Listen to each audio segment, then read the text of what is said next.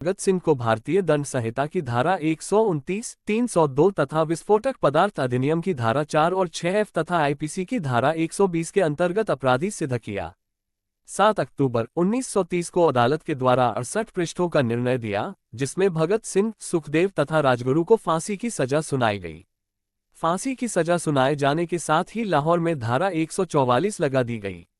इसके बाद भगत सिंह की फांसी की माफी के लिए प्रिवी परिषद में अपील दायर की गई, परंतु यह अपील 10 जनवरी 1931 को रद्द कर दी गई। इसके बाद तत्कालीन कांग्रेस अध्यक्ष पं.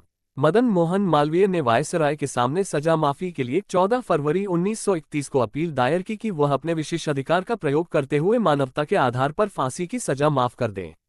भगत सिंह की फांसी की सजा माफ करवाने हेतु महात्मा गांधी ने 17 फरवरी 1931 को वायसराय से बात की, फिर 18 फरवरी 1931 को आम जनता की ओर से भी वायसराय के सामने विभिन्न तर्कों के साथ सजा माफी के लिए अपील दायर की।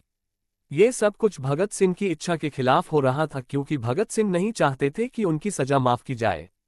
23 मार्च 1931 को शाम में करीब 7:33 पर भगत सिंह तथा इनके दो साथियों सुखदेव व राजगुरु को फांसी दे दी गई। फांसी पर जाने से पहले वे लेनिन की जीवनी पढ़ रहे थे और जब उनसे उनकी आखिरी इच्छा पूछी गई तो उन्होंने कहा कि वह लेनिन की जीवनी पढ़ रहे थे और उन्हें वह पूरी करने का समय दिया जाए। कहा जाता है कि जेल के अधिकारियों ने जब उन्हें ये सूचना दी कि उनके फांसी का वक्त आ गया है तो उन्होंने कहा था, ठहरिए, पहले एक क्रांतिकारी दूसरे से मिल तो ले। फिर 1 मिनट बाद किताब छत की ओर उछालकर बोले, ठीक है अब चलो। फांसी पर जाते समय वे तीनों मस्ती से गा रहे थे, मेरा रंग दे बसंती चोला, मेरा रंग दे, मेरा रंग दे बसंती चोला, माए रंग दे बसंती चोला। फांसी के बाद कहीं कोई आंदोलन न भड़क जाए, इसके डर से अंग्रेजों ने पहले इनके मृत शरीर के टुकड़े किए, फिर इसे बोरियों में भरकर फिरोजपुर की ओर ले गए, जहां घी के बदले मिट्टी का तेल डालकर ही इनको जलाया जाने लगा। गांव के लोगों ने आग जलती देखी तो करीब आए। इससे डरकर अंग्रेजों ने इनकी लाश के अर्धजले टुकड़ों को सतलुज नदी में फेंका और भाग गए।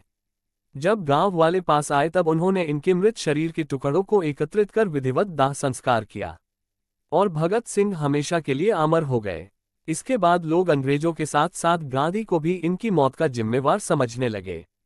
इस कारण जब गांधी कांग्रेस के लाहौर अधिवेशन में हिस्सा लेने जा रहे थे तो लोगों ने काले झंडों के साथ गांधी जी का स्वागत किया। एकाध जगह पर गांधी पर हमला भी हुआ, किंतु सादी वर्दी में उनके साथ चल रही पुलिस ने बचा लिया।